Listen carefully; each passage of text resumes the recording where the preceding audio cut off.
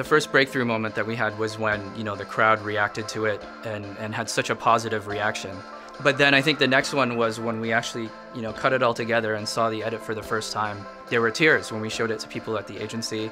There were tears when we showed it to the client. There were tears when we showed it to friends and family. Tears when we posted it online, like throughout the entire process. And I never worked on anything like that. So I think that was the moment when you think, okay, this is something special.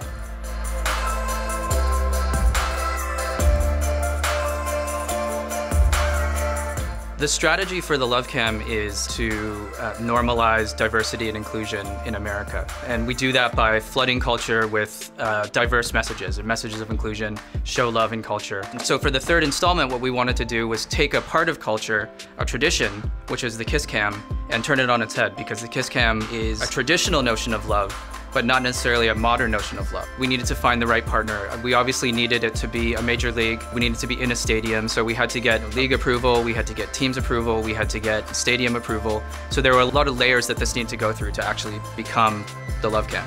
We had people that we had cast for it, they were in the crowd, they didn't know why they were there, they didn't know that they were gonna be on camera. So all the reactions are authentic, all the crowd reactions are authentic. It was more like shooting a documentary where things are just happening. You have one shot. We had cameramen positioned all around, ready to capture all these moments, but we really didn't know whether they were going to capture them properly. We didn't have monitors. We didn't know exactly where the cameramen were even. So our monitor was essentially the Jumbotron. So we were seeing it happen as everyone else saw it.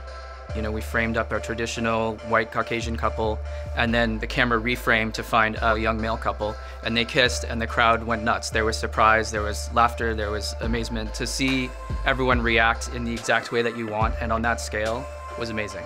The goal of the campaign is to normalize love, diversity, inclusion in media, and the way we do that is simply by showing it to people. And the more we do that, the more they see it, the more it impacts culture and changes things.